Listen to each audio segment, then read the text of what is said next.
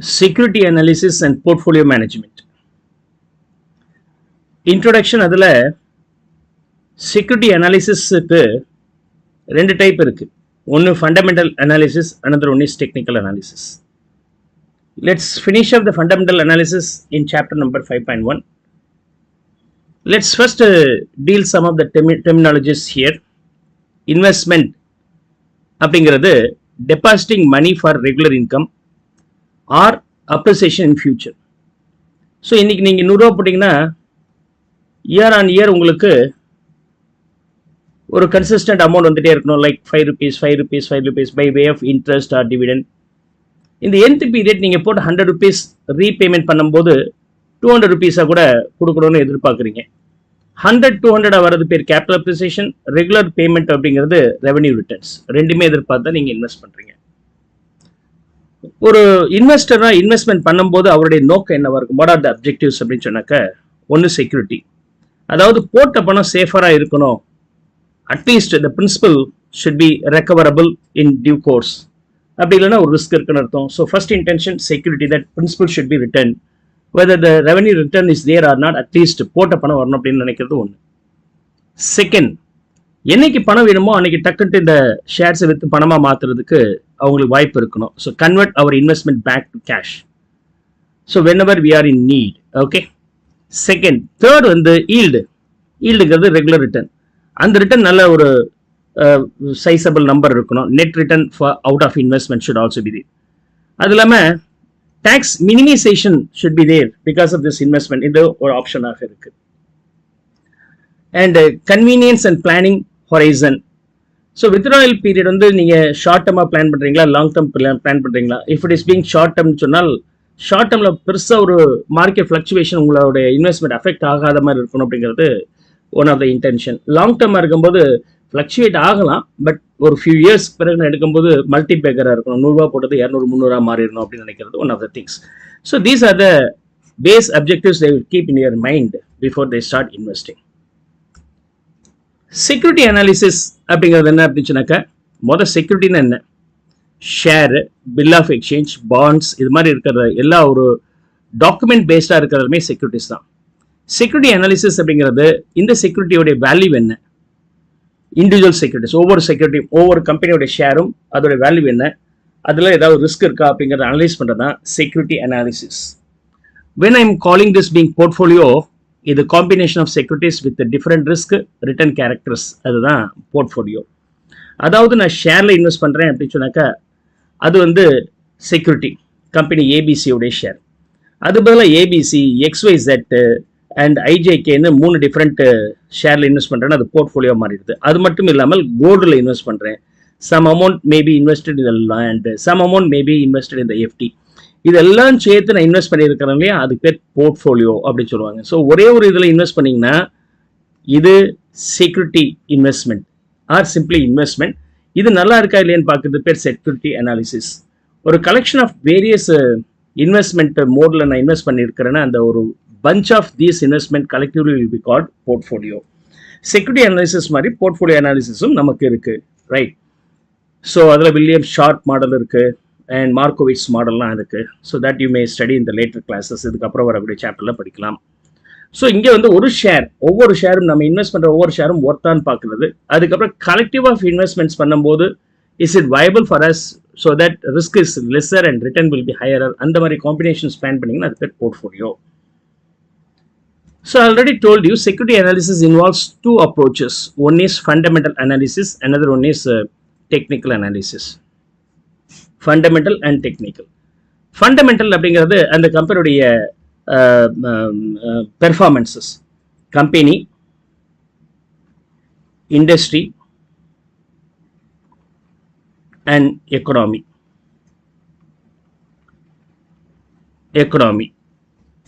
Right. So இந்த 3 விஷயங்கள்.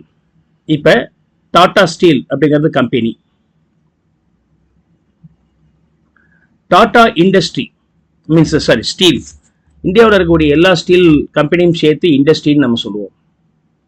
Economy அப்படிங்கிறது இந்தியன் எக்கனாமி, குளோபல் எக்கனாமி எப்படி இருக்கு. ஓகே. ஸோ டாடா ஸ்டீல் இருக்கிறதுல இந்தியாவோட எக்கானமி டெவலப்மெண்ட்டில் இருக்கா, வீக்கராக இருக்கா, மாட்ரேட்டாக இருக்கா, அதை முதல் அனலைஸ் பண்ணுறீங்க. இதில் இப்போ கன்ஸ்ட்ரக்ஷன் இண்டஸ்ட்ரி இன்க்ரீஸ் ஆகும்னு நினைக்கிறீங்க. கன்ஸ்ட்ரக்ஷன் இண்டஸ்ட்ரியோட லிங்க் ஆனது steel. Steel sale is always link with the construction. More the construction, more the steel requirement is there. அப்போ ஸ்டீல் இண்டஸ்ட்ரி பூமிங்கில் வரும். ஸ்டீல் இண்டஸ்ட்ரியில் we have an number of steel companies like Tata steel, JSW, Welspun Gujarat, இந்த மாதிரி an number of steel companies are there. Among them, okay, நான் suppose to invest only in Tata ஸ்டீல்னா is it performing better? அப்போ இருக்கிறதுலையே இது நல்லா இருக்கு. அப்போ இது நல்லா இருக்குன்னா இதோட இம்பாக்ட் எப்படி இருக்கு? ஸ்டீல் கம்பெனிஸ் க்ரோத் நல்லா இருக்குன்னா அந்த ஸ்டீல் கம்பெனியில் யார் டாப், அதில் நான் இன்வெஸ்ட் பண்ணணும்னு நினைக்கிறேன். So then I can go for steel company, Tata steel, SAIL, JSW, இந்த மாதிரி என் நம்பர் ஆஃப் கம்பெனிஸ் ஆகுது. அதில் ஏதாவது ஒன்றா நீங்கள் சூஸ் பண்ணுறீங்க. அதோடைய பெர்ஃபார்மன்ஸ் எப்படி இருக்கு? இதில் வந்து we have two approaches, fundamental analysis, top down approaches, இன்னொன்று bottom approach, up approaches. Top down எக்கனாமியிலேருந்து அப்ரோச் பண்ணி கம்பெனியோட பெர்ஃபார்மன்ஸ் எப்படி இருக்குங்கிறது டாப் டவுன். டாடா ஸ்டீல் நல்லா இருக்கா இல்லைன்னு பார்த்துட்டு ரிவர்ஸில் ஃபுல் எக்கனாமி அனலைஸ் பண்ணுறது பேர் பாட்டம் அப் அப்ரோச்சஸ். ரெண்டு மெத்தட்லேயும் நம்ம பண்ணலாம். ஃபண்டமெண்டல் அனாலிசிஸ் வந்து determination of intrinsic value of the ஷேரோடைய ரியல் வேல்யூ பார்க்கறது ஃபண்டமெண்டல் அனாலிசிஸ். டெக்னிக்கல் இந்த மாதிரி வராது. ஷேரை பொறுத்த வரைக்கும் fundamental analysis based on the company's financial performances. இந்த கம்பெனி என்ன லாபத்தை கொடுக்குது, எவ்வளோ டிவிடெண்ட் கொடுக்குறாங்க, இவனோட growth rate என்ன இருக்கு, புக் வேல்யூ என்ன இருக்கு, இதெல்லாம் பார்த்து முடிவு பண்ணோம்னா அது பேர் ஃபண்டமெண்டல் அனாலிசிஸ். இது நீங்கள் இன்டர்ல ஷேர்ஸ் ரேஷியோ அனாலிசிஸில் படிச்சிருப்பீங்க. அந்த ரேஷியோ அனாலிசிஸ் தான் main tools for the fundamental analysis. Like EPS, price earning ratio, projected earnings growth ratio, growth PEG. Okay, price earning growth ரேஷியோன்னு சொல்லுவாங்க. Price to sales ratio, price to book ratio, book value, right? And dividend yield ratio, dividend payout ratio, book value per share, return on equity, sustainable growth. So these are the ratios we have. So at final level, of course, I no need to go in detail of all these things, but you can understand the logic. All these things you might have studied at your inter level. இருந்தாலும் ஒரு சின்ன briefing கொடுக்குறேன். earning per share அப்படிங்கிறது என்ன? earnings available to the equity shareholders. earnings after tax for equity shareholders divided by number of shares is called EPS. And earnings available to the equity shareholders divided by price earning shares. Price to earning ratio, P ratio. P ratio வரும்போது I just made a mistake. So EAT by or EPS by market price by EPS வச்சுக்கலாம். Price to EPS, earnings per share is the correct answer. Is that clear? PEG ratio அப்படிங்கிறது உங்களுடைய PE ratio என்ன இருக்கு? Divided by growth. Okay, divided by growth. For example, ஒரு ஷேருடைய market price 100 ரூபா இருக்குது. ஒரு ஷேருக்கு 50 ரூபா சம்பாதிச்சு கொடுக்குது. இந்த 50 ரூபா சம்பாதிச்சு கொடுக்குறது அப்படிங்கிறது இந்த ஃபர்ஸ்ட் இதுலேருந்து நம்ம கேல்குலேட் பண்ணியிருக்கோம். 100 டிவைட் பை 50 போட்டிங்கன்னா 2 டைம்ஸில் நீங்கள் போட்ட பணத்தை ஏர்ன் பண்ணிட முடியும் அப்படிங்கிறது ப்ரைஸ் டு earning ரேஷியோ. இந்த கம்பெனியோடைய க்ரோத் எப்படி இருக்குது? இதோடைய ரெவன்யூ க்ரோத். ஸோ இதோடைய ரெவன்யூ க்ரோத் வந்து ஒரு 10% இருக்குது compared to the previous year அப்படின்னு சொன்னாங்க. Assume this companies PE ratio calculated here. அப்போ 2 is the PE ratio. Growth rate வந்து 10. இப்போ டிவைட் பண்ணிங்கன்னா 0.2 வருது. ஸோ இது வந்து PG ரேஷியோ அப்படின்னு ஷார்ட் we can call. இதோடைய இன்டர்பிரிட்டேஷன் எப்படி இருக்கும் அப்படின்னு சொன்னாக்க, if the PG is less than 1 இருந்துச்சுன்னா அந்த ஷேர் வந்து அண்டர் வேல்யூட் ஷேராக இருக்குன்னு அர்த்தம். நீங்கள் வாங்கலாம் நம்பி அப்படின்னு சொல்லுவாங்க. இது பேர் அண்டர் வேல்யூட் ஷேர். அதுவே ஈக்குவல் டு 1 இருந்துச்சுன்னா ரைட்லி வேல்யூட் ஷேர் அப்படின்னு நம்ம சொல்லலாம்.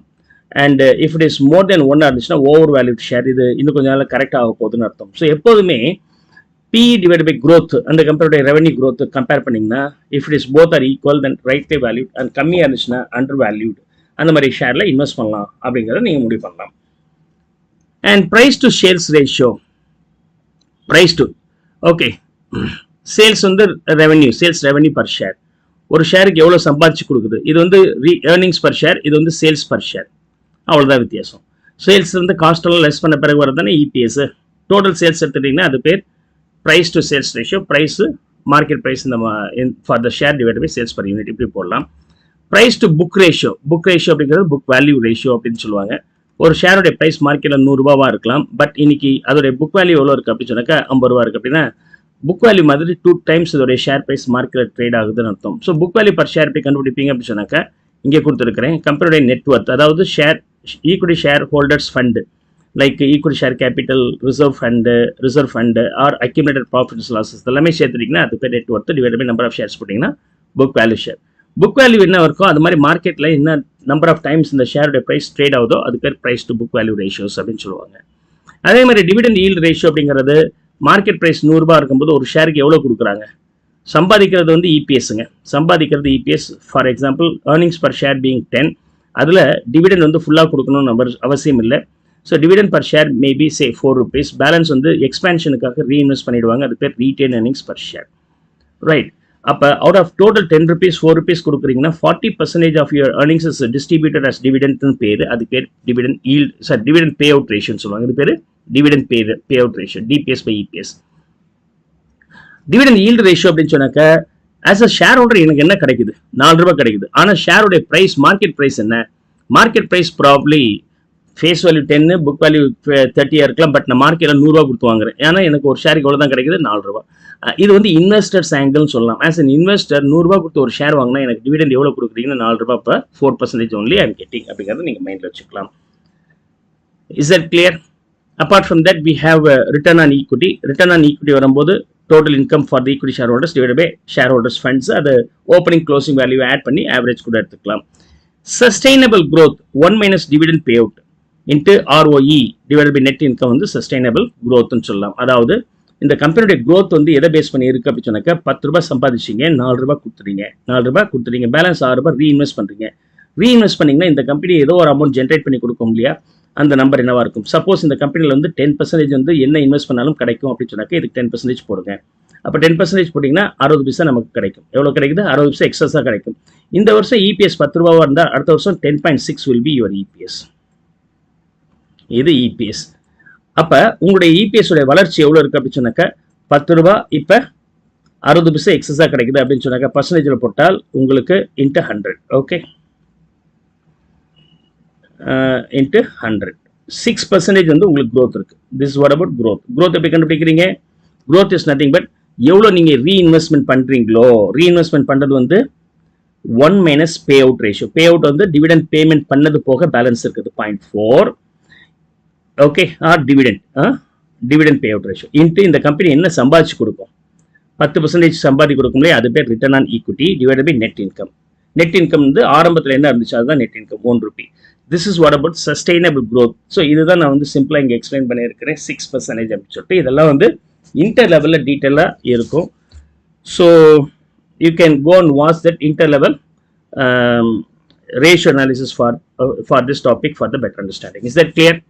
Fundamental analysis kind of tool. Now, so we depend on these factors. First we start with economic analysis, second we'll end up with deal with industry analysis, finally we end up with whether the company is valued properly or not in company analysis.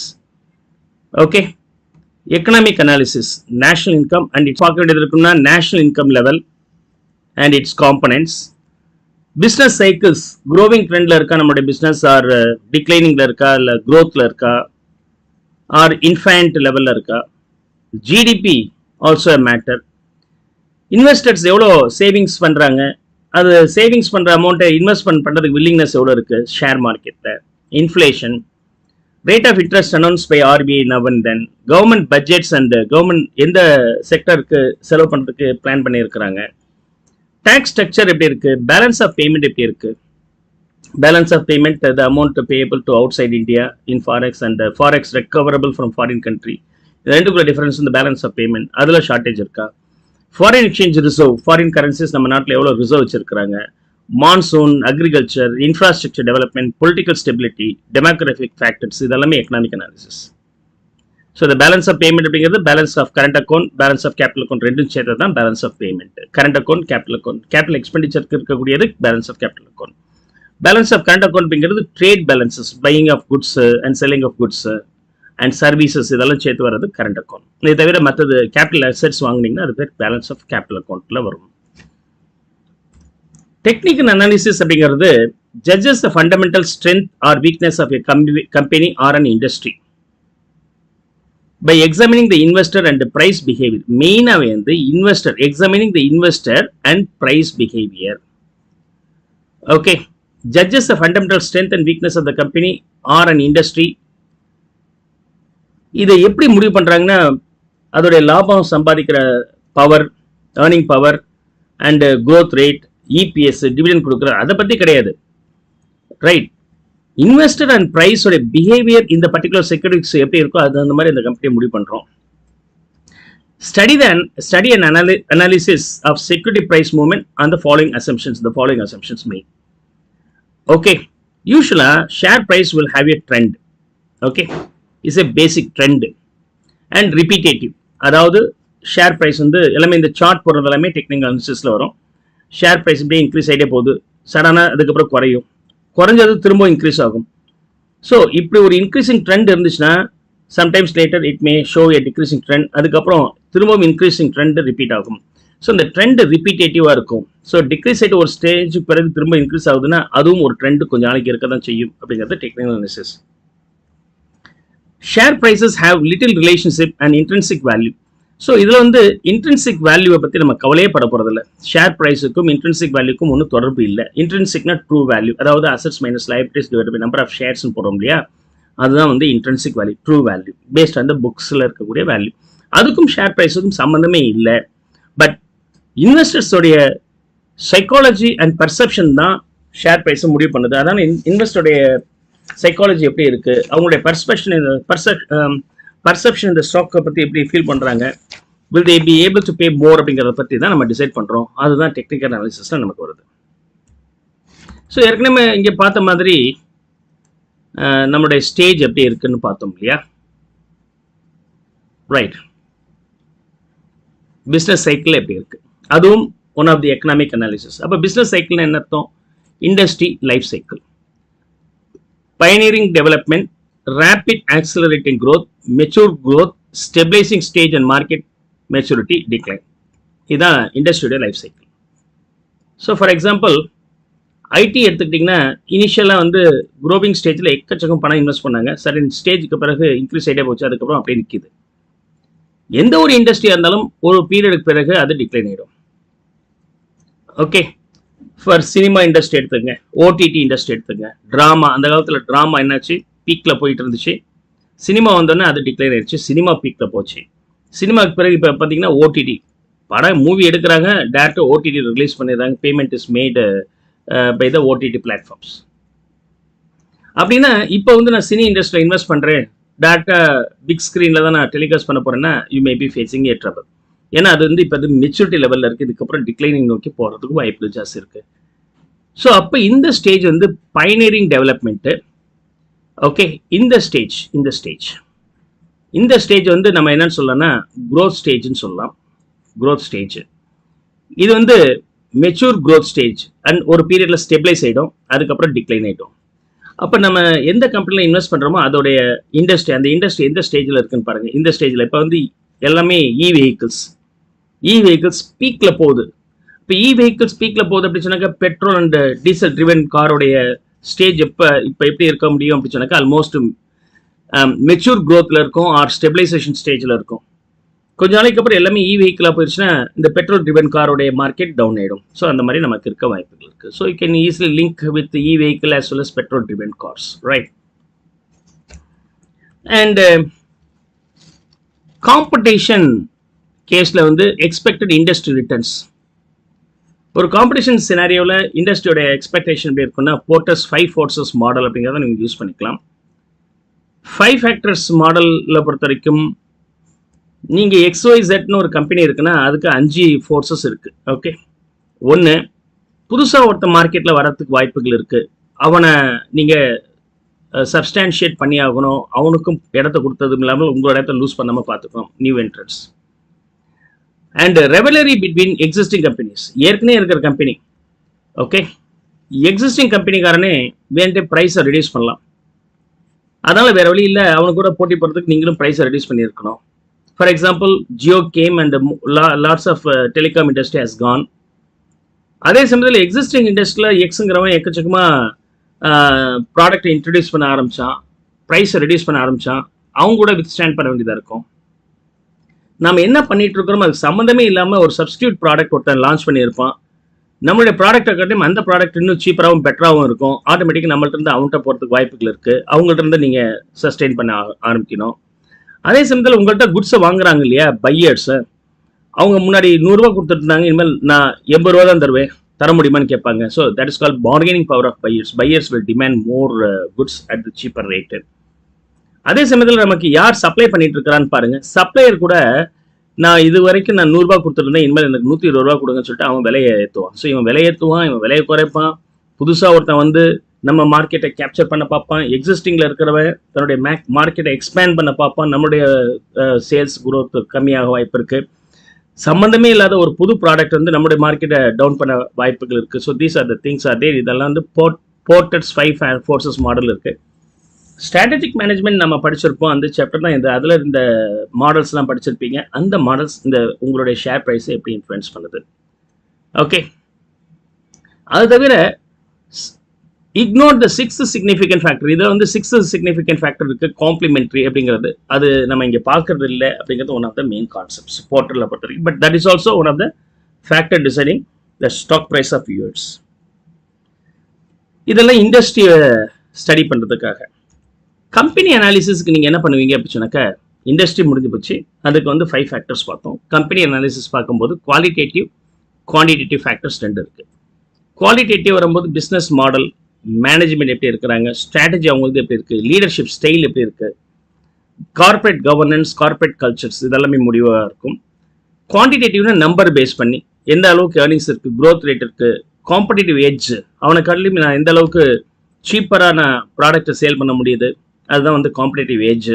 அல்லது என்னுடைய goods வந்து quality எந்த அளவுக்கு இருக்குது, financial leverage எங்கிட்ட இருக்குது, operating leverage, productivity efficiency, resources நான் எப்படி யூஸ் பண்ணுறேன், cash flow statement, fund flow statement, funds எந்த அளவுக்கு யூஸ் பண்ணுறேன், இதெல்லாமே குவான்டிடேட்டிவ் ஃபேக்டர்ஸ் வரும். இதை பேஸ் பண்ணி ஒரு கம்பெனி எப்படி இருக்குங்கிறத அனலைஸ் பண்ணலாம் company analysis.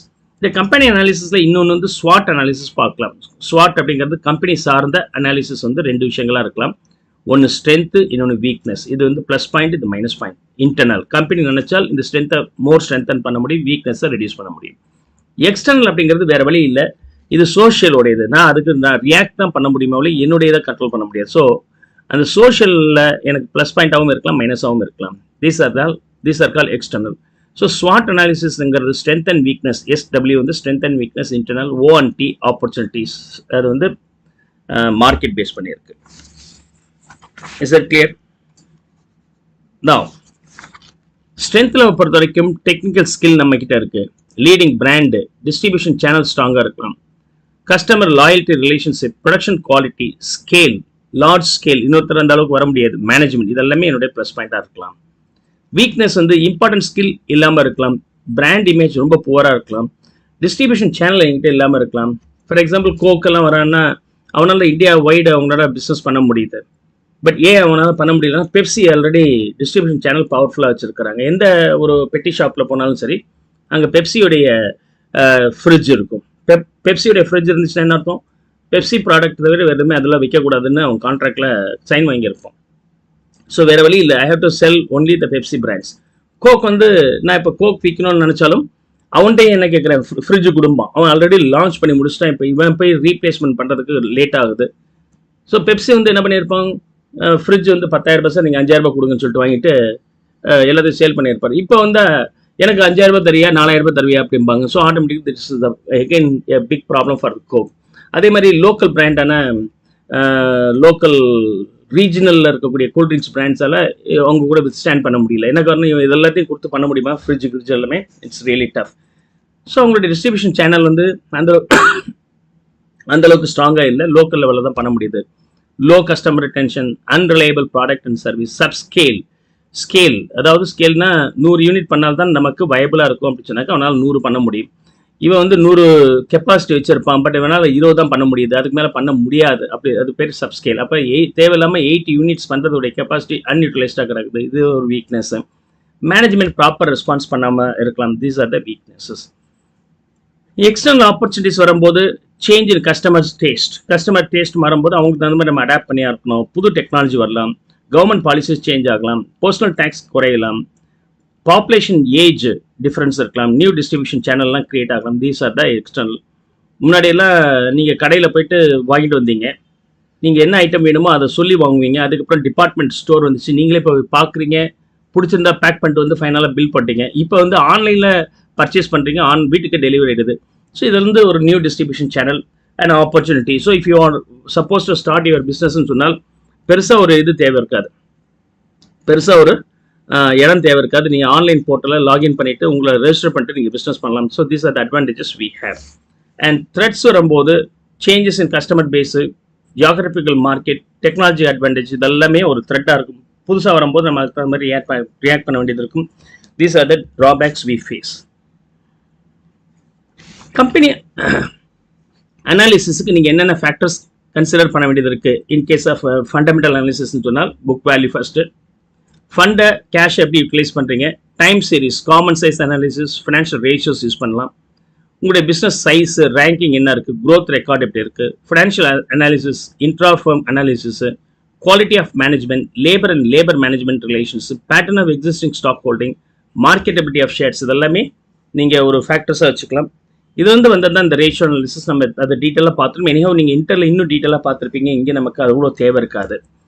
And technique used for company அனாலிசிஸில் வரும்போது கார்லேஷன் அண்ட் ரிக்ரெஷன் அனாலிசிஸ் பண்ணலாம், trend and time and trend analysis பண்ணலாம், டிசிஷன் ட்ரீ அனாலிசிஸ் பண்ணலாம். So these are the methods we have.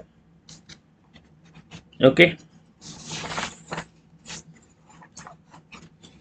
Now ratio analysis எல்லாம் ஒரு tools, அதை நம்ம பார்த்து முடிச்சோம். அதை டூபான் சார்ட் இருக்கு. டூபான் சார்ட் வந்து டூபான் கம்பெனி ப்ரொஃபோன் பண்ணி இருக்கிறாங்க. ரிட்டர்ன் ஆன் ஈக்விட்டிங்கிறது back by equity share holders funds. அதை நீங்கள் 3 கேட்டகரியாக பிரிக்கிறீங்க. Net profit ratio, asset turnover ratio, as well as equity multiplier. இந்த 3 மல்டிப்ளை பண்ணிங்கன்னா உங்களுக்கு ரிட்டர்ன் ஆன் ஈக்விட்டி வரும். ஆஸ் அ கம்பெனியினுடைய பெர்ஃபார்மன்ஸ் அதிகப்படுத்துறதுக்கு என்ன பண்ணலாம்னா, இதை இம்ப்ரூவ் பண்ணலாம், இதை இம்ப்ரூவ் பண்ணலாம், இதை இம்ப்ரூவ் பண்ணலாம். Overall return on equity improve ஆகிடும். இப்போ இந்த 3 ரேஷியோஸில் என்னென்ன இருக்குன்னா, net profit ratio, asset turnover ratio, equity multiplier. Net profit ratio back by sales இருக்குது, அசெட் டர்ன்ஓவர் ரேஷியோ வந்து சேல்ஸ் பை அசெட்ஸ் இருக்குது. 2 மல்டிப்ளை பண்ணும்போது சேல்ஸ் வெளியே போயிடும். ஈக்விட்டி மல்டிப்ளையர் வரும்போது assets by equity share holders. அப்போ 2 3 மல்டிப்ளை பண்ணும்போது அசெட்ஸ் கேன்சல் ஆகிடும். ஸோ அல்டிமேட்டாக நமக்கு என்ன வரும், back by equity share holders fund தான் நமக்கு இருக்கும். That's ultimate one. இதுவும் ஒரு அனாலிசிஸ் டூல்ஸாக யூஸ் பண்ணிக்கலாம். Goodwill and share valuation fundamental அனாலிசிஸில் சிஎஃப்ஆர் பேப்பரில் டீட்டெயிலாக இருக்குது. எஸ்எஃப்எம்ல ஒரு மேலோட்டமாக இருக்கும். இந்த எஸ்எஃப்எம்ல 6th சாப்டர் வந்து டிவிடெண்ட் டிஸ்கவுண்ட் மாடல் பற்றி நான் டீட்டெயில் பண்ணியிருப்பேன். அதை நீங்கள் பாருங்கள்.